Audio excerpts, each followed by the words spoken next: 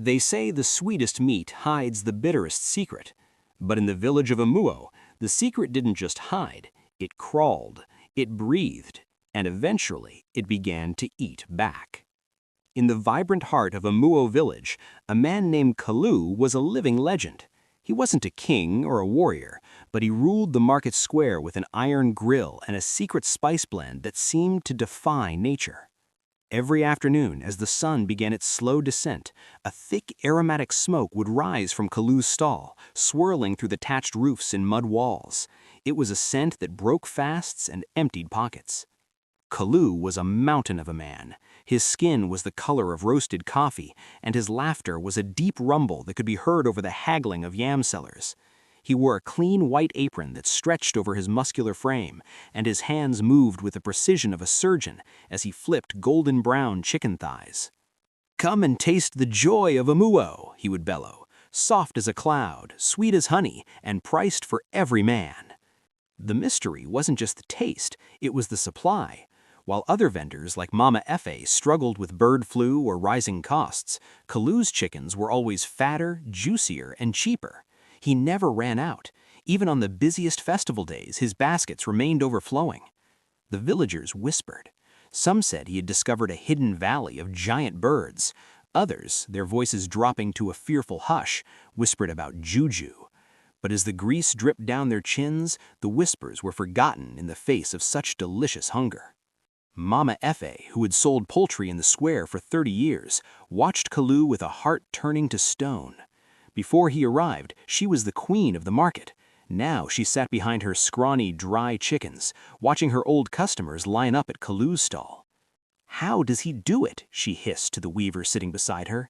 "He arrived here a stranger with nothing, and now he buys the finest land in the village. This is not the work of hard labor alone." Her jealousy wasn't just about the money, it was the unnatural perfection of Kalu's life. He had recently built a sprawling compound on the edge of the village, surrounded by high bamboo fences. He claimed he was a blessed man, a favorite of the heavens. He would stand at the market flashing a smile of white teeth, thanking God for his prosperity. But Mama Efe noticed things others didn't. She noticed how Kalu never ate his own meat. She noticed how he always wore a heavy, thick wrapper around his waist, even in the blistering heat. "I will find the crack in his wall," Mama Efe vowed one evening.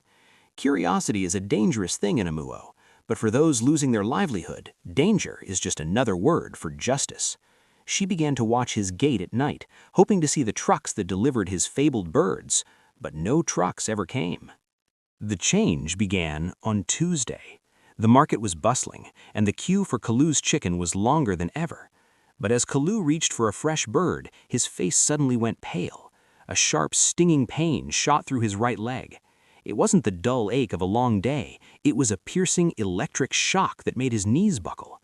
He caught himself on the edge of the grill, the hot metal searing his palm, but he didn't even feel the burn. The pain in his leg was far worse. He quickly adjusted his heavy wrapper, pressing his hand against his calf.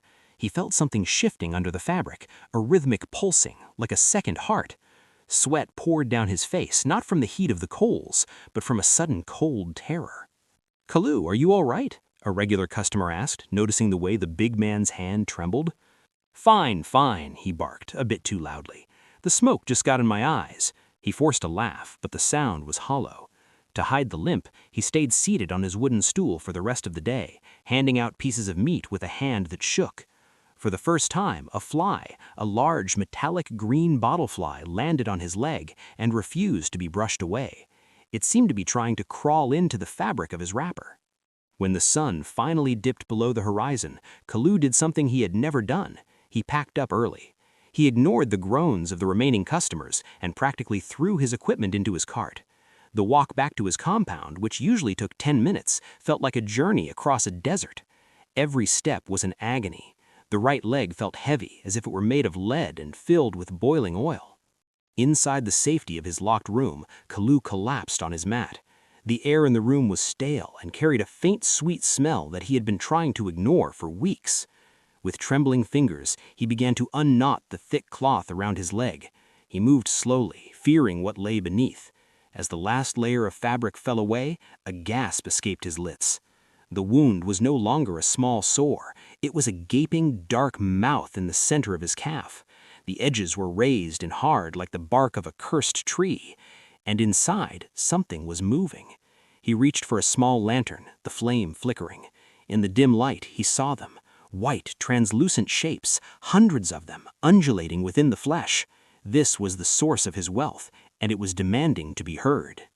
As the pain throbbed, his mind fled to the past, back to the chaotic, smog-filled streets of Abuja. Years ago, Kalu was not the chicken king of Amuo. He was a nobody, a ragged boy working in the Wuse market, carrying heavy sacks of beans for men who didn't know his name.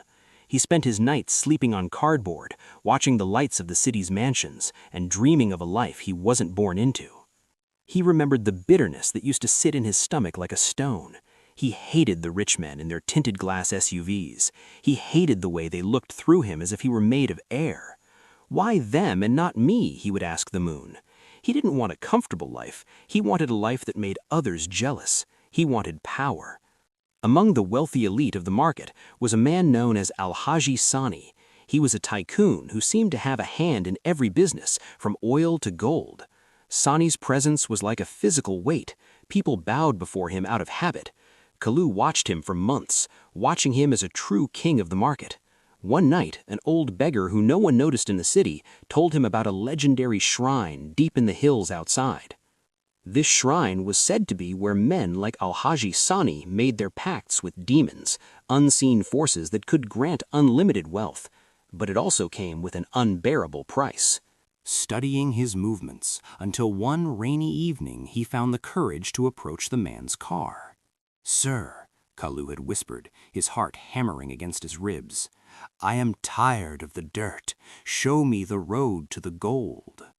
Alhaji Sani had looked at Kalu with eyes that were cold and ancient. He didn't see a boy, he saw a tool. "The road to gold is paved with things most men cannot stomach," Sani had replied, his voice a smooth, dangerous silk. "Are you a man of stomach, or are you just a hungry dog?" Kalu didn't hesitate. "I have no stomach for poverty, sir. I will do anything." Sani nodded slowly and told him to come to a specific address in the outskirts of the city at midnight. That night, Kalu walked through the rain, his mind filled with visions of silk robes and overflowing plates of food. He arrived at a small, unassuming house tucked away behind a grove of dying trees. There was no gold here, no SUVs, just the smell of damp earth and something copper-like, like old blood. Sani was waiting inside, along with a man the villagers would later know only as the Collector. The room was lit by a single sputtering candle. Sani stood up and without a word rolled up his sleeve. On his forearm was a horrific weeping ulcer. But Sani didn't look pained, he looked triumphant. "This," he said, pointing to the wound, "is why I never lose. This is the seed of my harvest." The Collector explained the terms. It was a simple trade. "You will carry a source within you," the man said, his voice sounding like dry leaves skittering on a grave. "It will produce the essence. You must feed this essence to something living, something people crave. In return, the world will crave you. Your business will flourish, your pockets will never be empty, and your enemies will wither." Kalu looked at the wound on Sani's arm. He saw the way the flesh seemed to pulse with an unnatural life. A part of him screamed to run back to his cardboard bed and his heavy sacks of beans. But then he remembered the smell of the rich men's perfume and the weight of their gold watches. The greed won. "I accept," Kalu whispered. The ritual was quick and agonizing. The Collector used a jagged piece of obsidian to carve a deep X into Kalu's leg. He chanted in a language that made the shadows in the room seem to dance and stretch. Then he placed a handful of seeds, small wriggling things from a clay jar, into the open cut. Kalu screamed, but Sani's heavy hand was on his shoulder, pinning him down. "Hold on, boy. The pain is just the feeling of your poverty leaving you. Leave this city, the collector warned Kalu as he bandaged the leg with a treated cloth. "Go where no one knows your face. Find a trade where you feed the many. Every night you must collect the harvest from the wound. It will look like white silk, but it is the hunger of the void. Mix it into the food of your livestock. They will grow fatter than any in the land, and their meat will be addictive." Kalu was given a small bag of coins to start his journey, and a final warning: never let the wound dry out. If you stop feeding the livestock, the harvest will have no place to go. And if it has no place to go, it will find a home in you. Kalu traveled for weeks, the wound on his leg throbbing with a dull, constant heat. He finally settled in Umoa, a place far enough from the city to be safe, but large enough to provide a steady stream of customers. He bought his first batch of chicks and built his bamboo pens. He was no longer a carrier of sacks, he was a businessman, and every night he followed the instructions to the letter. The bamboo fence around Kalu's compound wasn't to keep thieves out, it was to keep the villagers from seeing the feeding. Every midnight, Kalu would limp out to the pens. The chickens would be silent, their eyes reflecting the moonlight in an eerie, glowing red. They didn't act like normal birds. They didn't peck at the ground. They waited, their heads cocked to the side, listening for his footsteps. Kalu would sit on a low stool and unwrap his leg. By now, the wound had become a deep, wet crater. Using a small silver spoon, he would carefully scrape the white, moving silk from the edges of the ulcer. It felt like pulling threads of ice from his own marrow. He would drop the harvest into a bucket of grain, and the moment the grain hit the floor of the pen, the chickens would erupt into a frenzy. They didn't just eat, they tore at the food as if they were starving predators. Within weeks, the chicks were the size of full-grown roosters. Within months, they were the fatted birds that made Kalu the king of the Umoa market. The money started to pour in. He built his house, he bought fine clothes, and he became the envy of the village. For a long time, the pain was a small price for the glory. Years passed, and the source in Kalu's leg grew more demanding. He found that he had to scrape more and more of the silk to keep the chickens healthy. If he missed a single night, the birds would begin to peck at each other, their feathers falling out in clumps. The essence was their only life force now, and they were addicted to it, just as the villagers were addicted to the roasted meat. But the toll on Kalu's body was becoming visible. He was no longer the muscular man that he had been. His skin began to look gray, and his eyes were perpetually red-eyed. The smell was the hardest part. No matter how much incense he burned, or how much perfume he bought from the traveling traders, the scent of the wound, a mixture of sulfur and rotting lilies, clung to him. Then came the harmattan, the season of dry, biting winds and dust. The cold air seemed to irritate the wound. The skin around the source began to turn a bruised purple, then a necrotic knack. The pain was no longer a throb, it was a scream that echoed through his bones 24 hours a day. He began to fear the night, yet he feared the day even more. On Monday, the market square was filled with the usual crowd, but the space where the smoke usually rose was empty. Kalu's grill was cold. The iron bars were covered in a thin layer of dust. By Wednesday, the villagers were worried. By Friday, they were suspicious. "Perhaps he has gone to the city to buy more land," some suggested. But Mama Effie shook her head. "No, the smell is coming from his house. Have you not scented it on the breeze?" She was right. A heavy, sour odor was drifting from Kalu's compound, settling over the nearby houses like a physical blanket. It was a smell that made the village dogs howl and the children cry. It wasn't the smell of a dead animal. It was something more complex, something that smelled of old sins and stagnant water. Inside the compound, Kalu was paralyzed. He lay on his bed, his right leg now twice its original size. The source had spread. It had moved up his thigh and was beginning to creep toward his hip. He could hear the chickens in the backyard. They were no longer clucking, they were screaming, a high-pitched rhythmic sound that sounded horribly like human sobbing. They were starving, and the harvest hadn't been delivered. Kalu knew he had failed the covenant.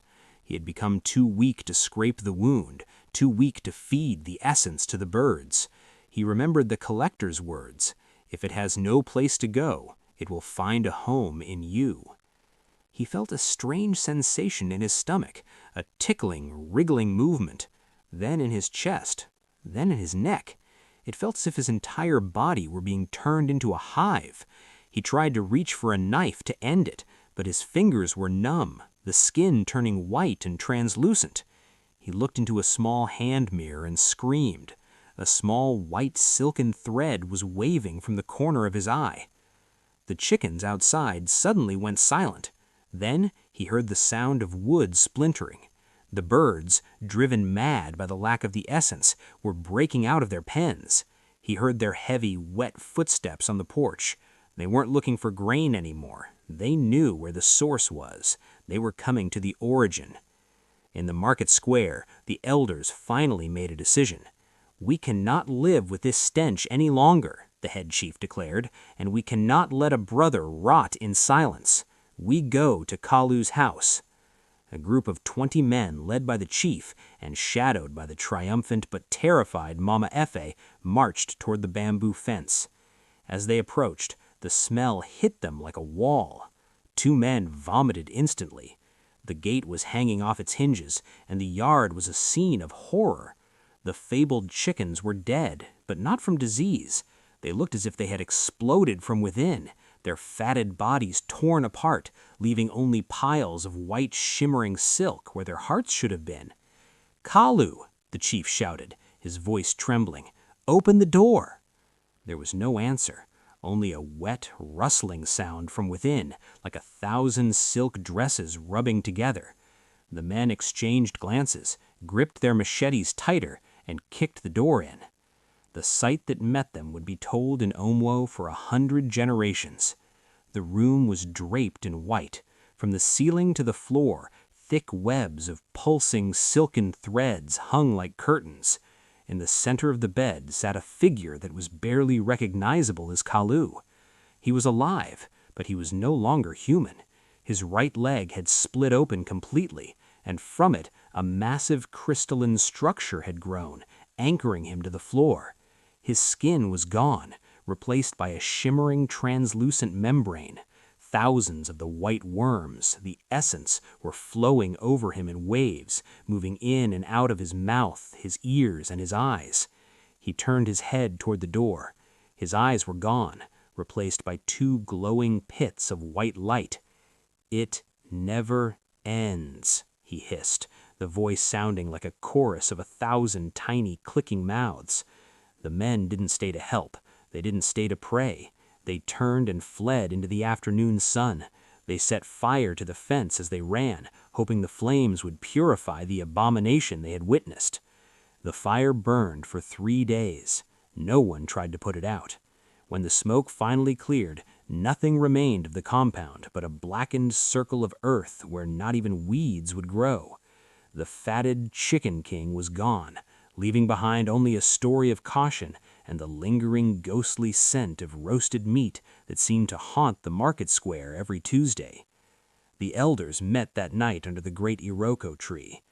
"Greed," the chief said, his eyes tired, "is a debt that always collects with interest. Kalu thought he was the master of the secret, but the secret was the master of him.